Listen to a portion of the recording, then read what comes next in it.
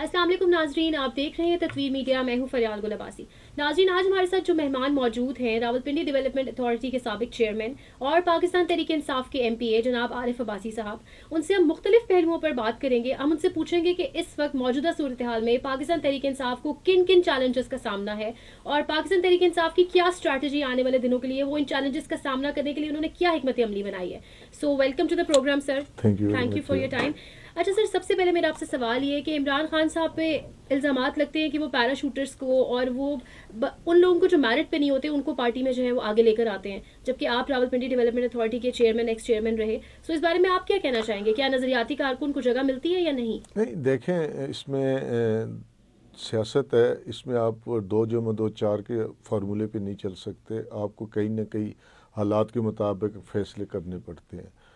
ہاں، جو بات آپ کہہ رہی ہیں کسی حد تک یہ بات ٹھیک ہے کہ کچھ لوگ ایسے پارٹی کے اندر آئے بھی ہیں اور وہ فیصلہ سازی کے عمل میں بھی شامل ہو گئے جو شاید اتنے زیادہ خان کے نظریے کو فالو نہیں کرتے تھے یا سٹک نہیں تھے، فلیکسیبل لوگ تھے، ان کا روایتی سیاستدان تھے. اس میں کوئی دو رائے نہیں، ایسا ہوا ہے پی ٹی آئی میں.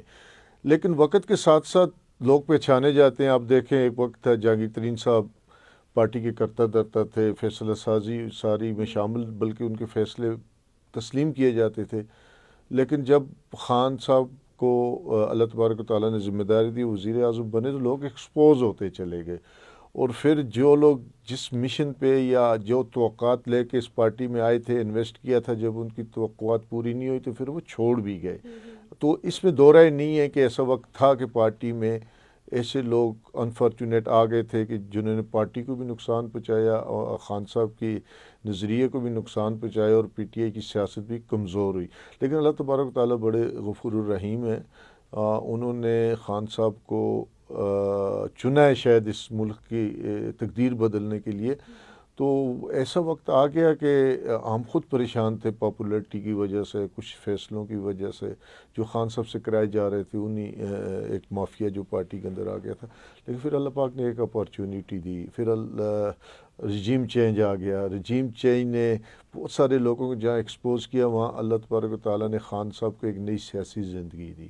تو اس کے بعد میں سمجھتا ہوں کہ اب بہتر فیصلے ہوں گے اور خان صاحب بہت ساری چیزیں بھگت چکے ہیں. اس مافیا کی آپ بات کر رہے ہیں جو پارٹی میں آ گیا تھا، وہ ابھی بھی موجود ہے؟ دیکھیں جی، میجارٹی جو فیصلہ سازی میں جس طرح وہ لوگ حاوی ہو گئے تھے، اثر انداز ہوتے تھے ہر چیز میں، وہ چیز تو نہیں ہے. لیکن کہیں نہ کہیں کچھ نہ کچھ لوگ شاید ابھی بھی ہوں جو آگے جا کے سارٹ آؤٹ ہو جائے. چلے.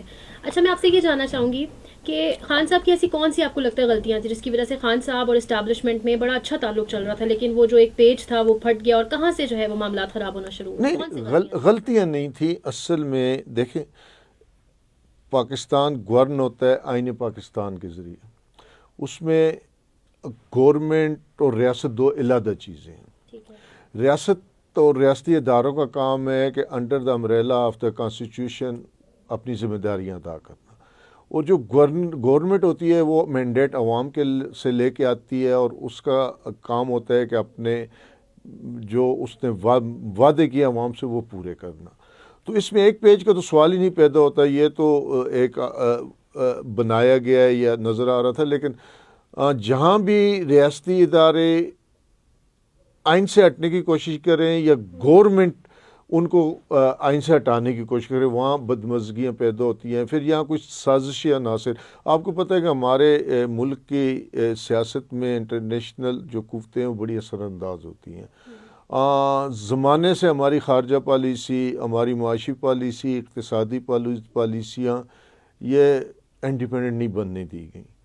عمران خان نے جب خارجہ پالیسی کو ٹھیک کرنے کی کوشش کی، ٹھیک کرنے سے مراد ہے کہ پاکستان کے مفادات کے تابع کرنے کی کوشش کی، تو وہاں بہت سارے انٹرنیشنل قوتیں شاید یہ برداشت نہ کر سکی، ان کے مفاد کے خلاف تھا، تو وہاں سے عمران خان کے خلاف سازشیں شروع ہوئیں. پھر کچھ پاکستان کے اندر ایسی قوتیں جن کا مبع یہ رہا ہے کہ اللہ، امریکہ اور آرمی، تو پھر ان کو موقع مل گیا.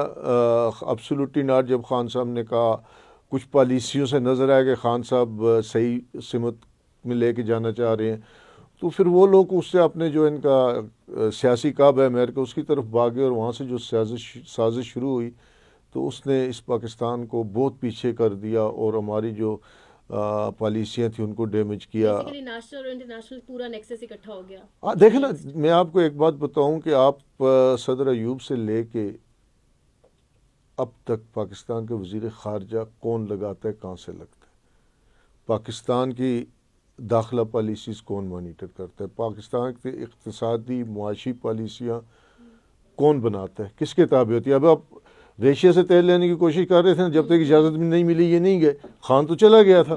تو ایسے بہت سارے مفادات وابستہ ہیں اس خطے سے بین الاقوامی قوتوں کے، تو ان کے لیے سب سے ضروری اپنے مفادات کا تحفظ ہے. اور ہمارے لوگ بہت جلدی ہے بک جاتے ہیں یا شاید اپنے مفادات کو مد نظر چھوٹے چھوٹے مفادات کے لیے قوم کو بڑا نقصان کر دیتے ہیں، جس کی وجہ سے آج ہمارے یہ حالات ہیں کہ ایک ایٹامک ملک ہے.